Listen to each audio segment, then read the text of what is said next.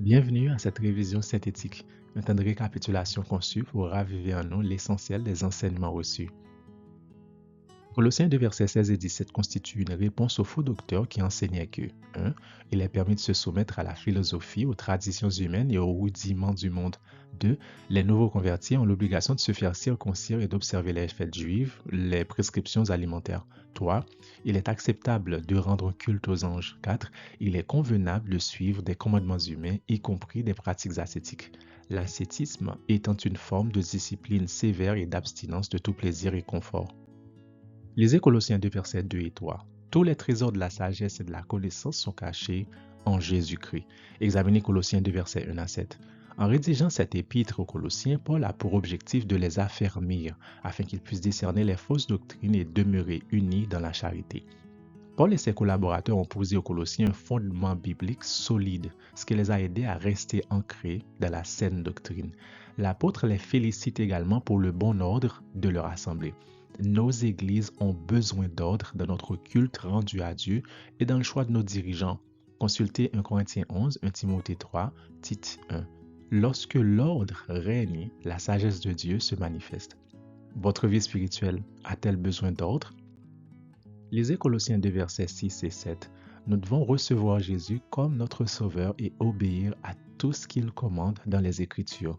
Nous devons laisser son esprit nous guider quotidiennement. Paul utilise ici une métaphore végétale. Il désire que nous soyons enracinés en Christ, ce qui implique de mettre en pratique les paroles de Jésus. Nous pouvons être complets en Christ lorsque nous demeurons attachés à lui et à ses enseignements, rejetant toute doctrine qui place l'autorité humaine au-dessus de celle de l'Écriture. Dès lors, consentez-vous à mourir à vous-même chaque jour pour croître en Christ? Lisez Colossiens 2, versets 11 à 15. Le verset 14 déclare « Il a effacé l'acte dont les ordonnances nous condamnaient et qui subsistait contre nous, et il l'a détruit en le clouant à la croix. » Certains utilisent ce passage pour affirmer qu'il n'est plus nécessaire d'observer la loi, y compris le sabbat du 7e jour. Ce qui a été cloué à la croix est soit le relevé des accusations retenues contre nous, soit les lois cérémonielles rédigées par Moïse, Deutéronome 31, versets 24 à 26. Le contexte indique clairement que les lois cérémonielles ont été clouées à la croix. Deux raisons nous poussent à l'affirmer.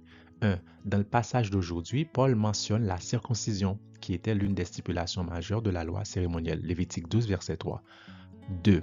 Paul emploie le terme ordonnance, qui se réfère également aux prescriptions cérémonielles. Ainsi, Paul veut dire que les nouveaux convertis n'ont pas à observer les lois cérémonielles. Consultez Actes 10, versets 28, 34 et 35. Saviez-vous que les lois cérémonielles établissaient une séparation entre juifs et païens? Voyez Éphésiens 2, versets 14 et 15. Dans Romains 7, verset 7, Paul définit le péché comme la transgression de la loi de Dieu. Il est donc évident que dans Colossiens, Paul ne prétendait nullement que Jésus avait aboli les 10 commandements sur la croix. Lisez Colossiens 2, versets 16 à 19. Les croyants juifs exerçaient une pression sur les nouveaux convertis issus du paganisme pour qu'ils observent des pratiques non essentielles au salut. Et Paul répondait clairement à ce problème. Ces pratiques juives comprenaient la circoncision, les prescriptions concernant les offrandes végétales et liquides que les Israélites apportaient au temple, les fêtes, les nouvelles lunes et les sabbats cérémoniels, Osée 2, verset 13. Ces pratiques juives étaient l'ombre des choses à venir, ce qui signifie que les jours cérémoniels et les sacrifices préfiguraient tous l'œuvre du Christ. Par conséquent, nous n'en avons plus besoin. Par exemple, il n'est plus nécessaire d'observer la Pâque. 1 Corinthiens 5, verset 7 indique que Christ, notre Pâque, a été immolé. Il n'est plus nécessaire d'observer la fête des prémices, Lévitique 23. 1 Corinthiens 15, verset 23 désigne Jésus comme les prémices. Le sabbat du 7e jour a été institué par Dieu avant l'entrée du péché dans le monde. Genèse 2, verset 3. Le sabbat du 7e jour n'a donc pas été aboli à la croix. Jésus est le Seigneur du sabbat. Il a observé Luc 4, verset 16, Marc 2, versets 27 et 28. Les disciples en firent autant. Luc 23, verset 54 à 56, Actes des apôtres, chapitre 13, 16 et 17.